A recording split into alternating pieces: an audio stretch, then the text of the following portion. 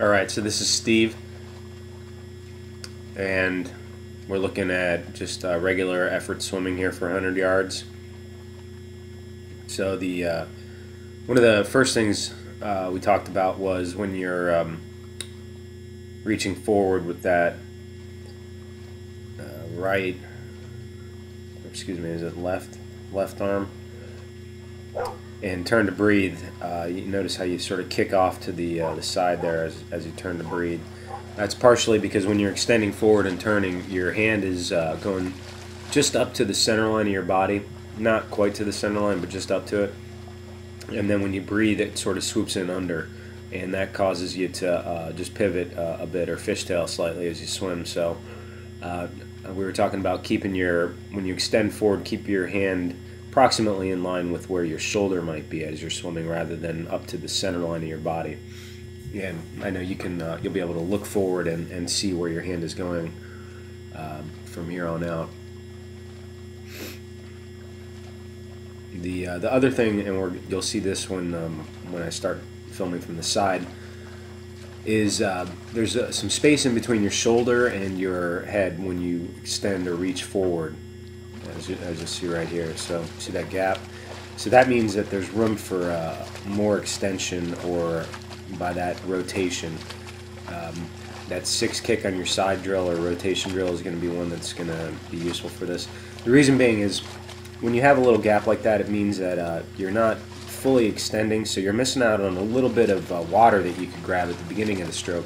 The other part of that, though, is the streamline effect that you'll get from really reaching forward and rotating your body, so you're almost entirely on your side for a brief moment when you do the swim stroke.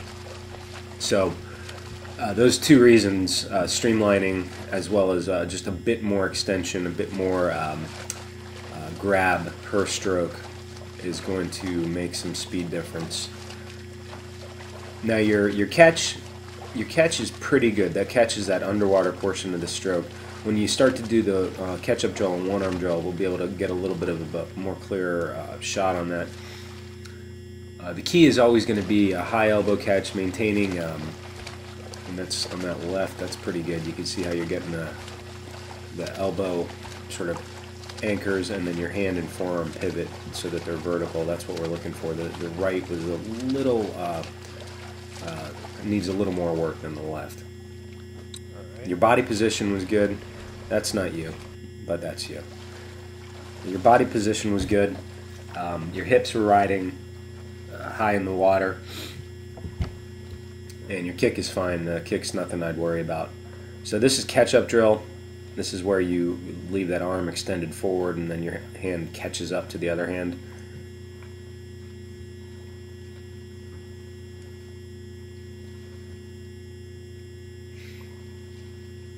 And you can see this is sort of smoothed out that that fishtailing or that kind of weaving back and forth that was going on.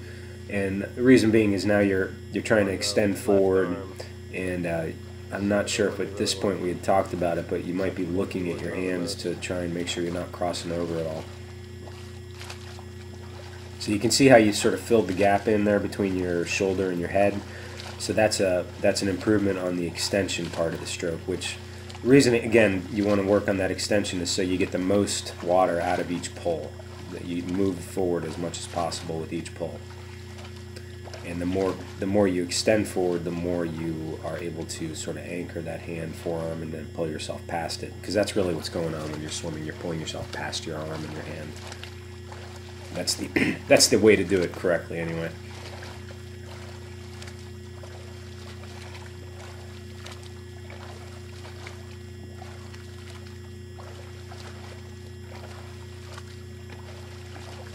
That looks better. This is just going to be one you're going to need to want to work on. Yeah, that was...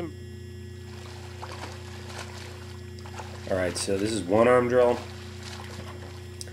And I've watched this through one time. So here you can see how sometimes your elbow's sort of leading the stroke back.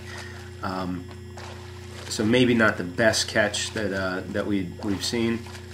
And the way I notice that is, like, you kind of look at the elbow in relation to the wall. Is your elbow sliding past your body versus your body is being pulled past your elbow, which remains stationary in relation to the wall. Now your left is doing a better job. That maybe a little still of the elbow leading the stroke back, but much better here.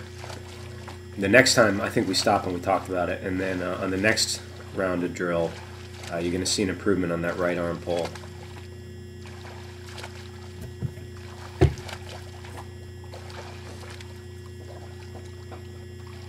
Alright, so same drill.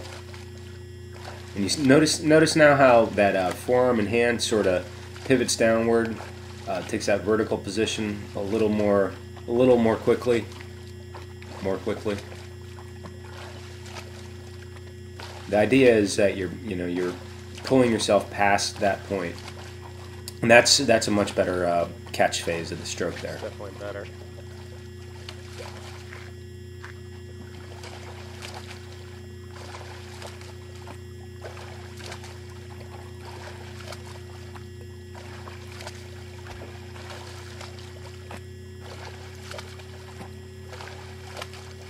All right, and that left is pretty good as well. These are good drills because they're strength as well as technique drills, so I really like one arm drill. It's just a drill to do over and over. My favorite drills are catch up one arm, and then this drill right here, the 6 kick on your side. So notice how when you're on your side here, how your head is touching your shoulder.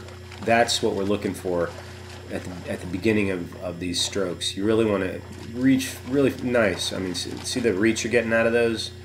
So that's what we're going for. And I think on the tape I'm about to talk. Am I doing that right? Yeah, you are. When you on a couple of them, your rotation was pretty good. On a couple of them, you just sort of extended, not half-heartedly, but not fully. So when you rotate over, really try and work that extension, and by means of the extension, the rotation.